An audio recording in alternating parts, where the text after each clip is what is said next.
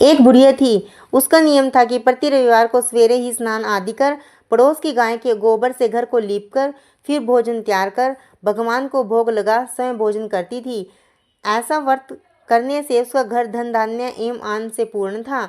इस तरह कुछ दिन बीत जाने पर उसकी पड़ोसन विचार करने लगी कि यह बुढ़िया सर्वदा मेरी गाय का गोबर ले जाती है, इसलिए अपने गाय को घर के अंदर बांधने लगी। बुढ़िया को गोबर न मिलने से रविवार के दिन अपने घर को न लीप सकी, इसलिए उसने न तो भोजन बनाया न ही भगवान को भोग लगाया तथा स्वयं भी भोजन नहीं किया। इस प्रकार उसने निराहार व्रत किया। रात्रि हो गई और वह भूखी ही सो गई। रात्रि में भगवान ने उसे स्वप्न में दर्शन दिए और भोजन न बनाने तथा भोग न लगाने का कारण पूछा। बुढ़िया ने गोबर न मिलने का कारण सुनाया। तब भगवान ने कहा कि माता, हम तुमको ऐसी गायें देते हैं जिससे सभी इच्छाएं पूर्ण होती हैं, क्योंकि तुम हमेशा रविवार को गाय के गोबर से घर लीपकर भोजन बनाकर मेरा भोग लगाकर खुद भोजन करती हो। इससे मैं खुश होकर तुमको यह वरदान देता हूँ तथा अंत समय में मोक्ष देता हूँ। स्वप्न में ऐसा वरदान देकर भगवान तो अंतर्ध्यान हो गए और जब बुढ़िया की आंख खुली तो वह देखती हैं कि आंगन में एक अति सुंदर गाय और बछड़ा बंधे हुए हैं। वह गाय और बछड़े को देखकर अत्यंत प्रसन्न हुई और उसको घर के अंदर बांध दिया, वहीं खाने को चारा डाल दिया। जब उसकी पड़ोसन ने बुढ़िया के घर के बाहर एक अति सुंदर गाय और बछड़े को देखा तो द्वेष के कारण उसका हृदय जल उठा और जब उसने देखा कि गाय ने सोने का गोबर किया है तो वह उस गाय का गोबर ले गई और अपनी गाय का गोबर उसकी जगह पर रख गई। वह नित्य प्रति ऐसा ही करती थी और सीधी सादी बुढ़िया को इसकी खबर नहीं होने दी।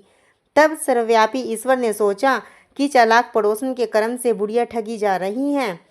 भगवान ने संध्या के समय अपनी माया से बड़े जोर से आंधी चला दी।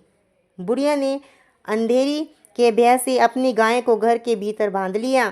प्रातःकाल उठकर जब बुढ़िया ने देखा कि गाय ने सोने का गोबर दिया है तो उसने आश्चर्य की सीमा न रही और वह प्रतिदिन गाय को घर के भीतर बांधने लगी। उधर पड़ोसन ने देखा कि बुढ़िया गऊ को घर के भीतर बांधने लगी और उसका सोने का गोबर उठाने का दांव नहीं चलता तो वह ईर्ष्या से जल उठी और कुछ उपाय न देख उसने उस देश के राजा की सभा में जाकर कहा, महाराज, मेरे पड़ोस में एक बुढ़िया के पास ऐसी गाय हैं जो आप जैसे राजाओं के ही योग्य हैं। वह नित्य सोने का गोबर देती हैं। आप उस सोने से प्रजा का पालन करिए।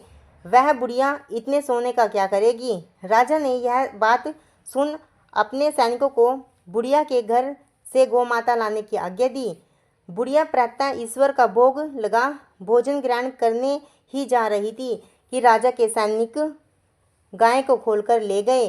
बुढ़िया काफ़ी रोई चिल्लाई, किंतु सैनिकों के समक्ष कोई क्या कहता। उस दिन बुढ़िया गऊ के वियोग में भोजन न खा सकी और रात भर रो रोकर ईश्वर से गऊ को पुनः पाने के लिए प्रार्थना करती रही।